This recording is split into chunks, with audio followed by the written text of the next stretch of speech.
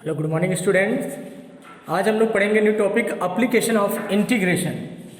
जैसे आप लोग एप्लीकेशन ऑफ डेरिवेटिव पढ़ा, जब डिफरेंशिएशन आपने पढ़ लिया तो उसके बाद आपका जो चैप्टर था उसका नाम था एप्लीकेशन ऑफ डेरिवेटिव। इसी तरह से जब इंटीग्रेशन हम लोगों ने पढ़ लिया तो इसलिए ये चैप्टर है वो है एप्लीकेशन ऑफ इंटीग्रेशन। इसे 6 मार्क्स का क्वेश्चन पूछा जाता है आप लोगों के एग्जाम में। अब एक फुल मार्क्स का क्वेश्चन आएगा एप्लीकेशन ऑफ इंटीग्रेशन। इसमें सबसे जरूरी है कर्व को जानना। कर्व को कैसे हम लोग आइडेंटिफाई करेंगे, क्या है कर्व, किस टाइप का कर्व हमें मिलेगा, वो सारे यहाँ पे आपको बताए जाएंगे। वैसे आप लोगों ने 11th में ये चीज़ पढ़ लिया था, लेकिन चलिए एक बार मैं फिर से बताता हूँ आपको। पहला जो कर्व हम लोगों का मिलेगा वो है पैराबोला लेते हैं, Y square is equal to 4ax।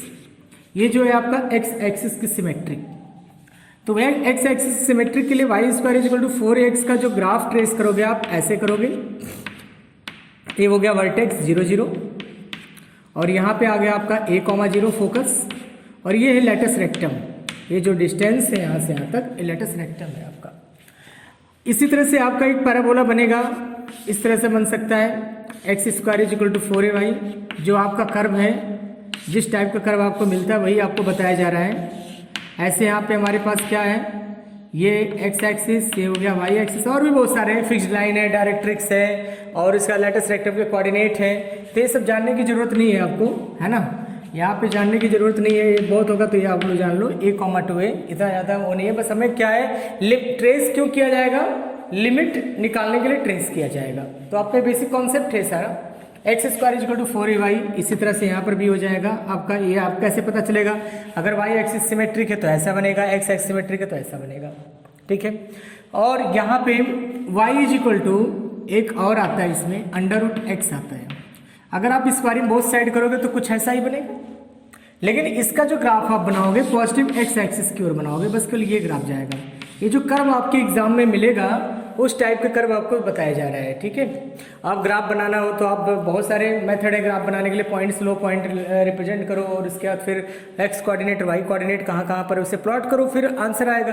तो इतना लेंदी करने की जरूरत नहीं है, आपको रफ डायग्राम बनाना है एग्जाम में। बस रफ डायग्राम क्यों बनाना पड़ेगा, जिससे हमें क्या है लिमिट पता चल जाए कि यहाँ से यहाँ तक लिमिट लेंगे। लिमिट क्या होता है भी आपको बताया जाएगा।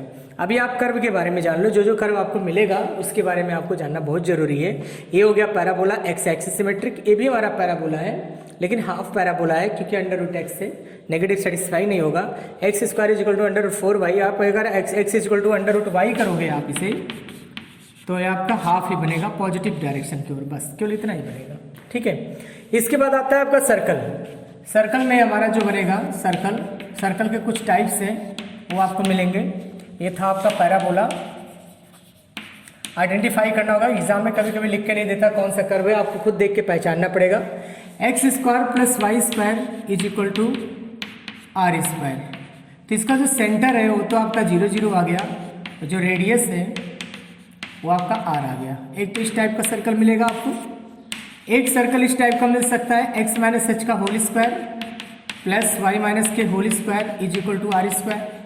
तो इसका जो सेंटर होगा आपका h,a के, जो रेडियस होगा वो होगा r।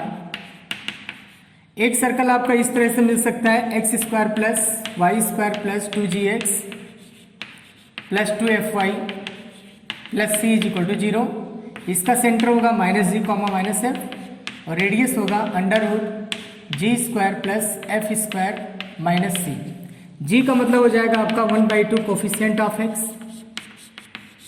और f है आपका 1/2 कोफिशिएंट ऑफ 1। लेकिन आपको यहाँ ध्यान देना, कर्व जो मिलेगा इस तरह का सर्कल तो आपको 100% मिलेगा, लेकिन इस टाइप का जो सर्कल है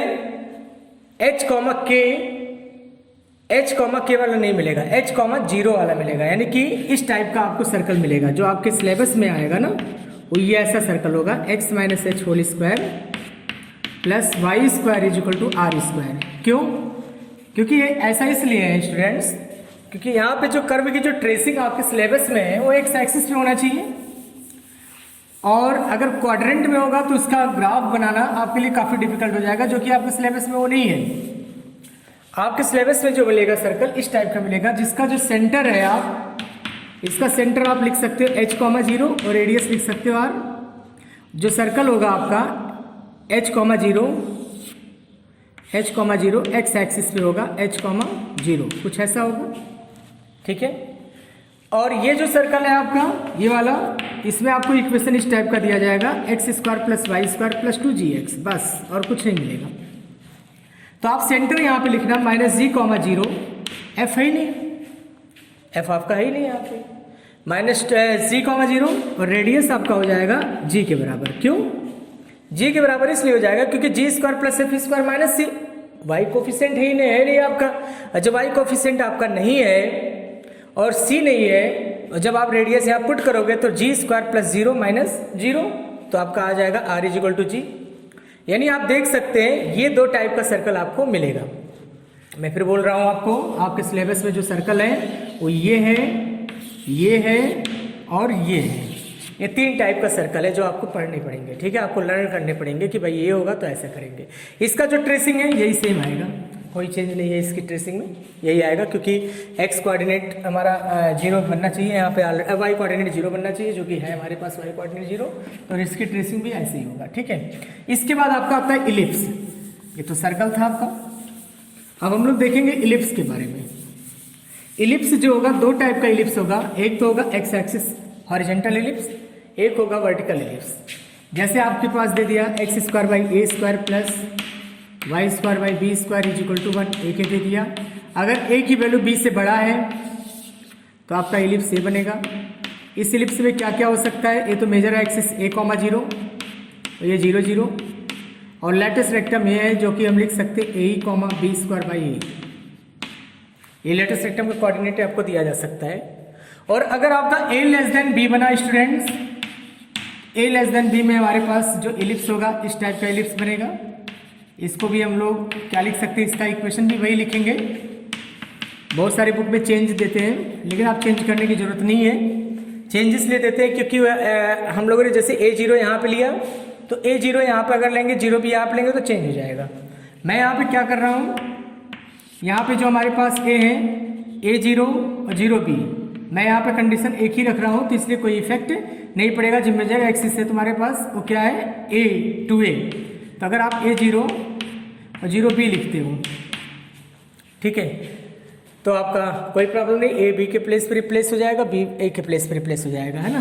आप 0 ए कर दो इसको, 0 ए, और इसे लिख दो आप बी कॉमा जीरो, ठीक है। अपने अकॉर्डिंग आप चेंज कर सकते हैं, जैसा दिया है वैसे चेंज कर सकते हैं। अगर ए लेस देन बी है हमारा, तो ए लेस देन बी का मतलब देखने में पता चल रहा है ए वाला ये वैल्यू अगर हमारा क्या है, लेस है, तो आप ए लिख दो, और अगर ये तो आपका ग्रेटर है तो इसे बी लिख दो। जैसे आपका होगा ना, जैसे एक एग्जाम्पल ले लेते हैं, X square by 4 plus Y square by 9 is equal to 1, तो ए स्क्वायर आपका 4 है और बी स्क्वायर आपका 9 है, तो आपका 2 और आ गया ए की वैल्यू और बी आ गया आपका 3 की वैल्यू, यानी कि ए की वैल्यू बी से हमारा क्या है, लेस है। और जब ए की वैल्यू बी से लेस है तो आप इलिप्स इस तरीके से बनाओगे। अपने अकॉर्डिंग चेंज कर लो, या बी लेट कर लो या ए कर लो, कोई फर्क नहीं पड़ने वाला इलिप्स पे, है ना। अगर आप यहाँ बी कर रहे हो, ए कर रहे हो, तो आपका इलिप्स का इक्वेशन चेंज हो जाएगा।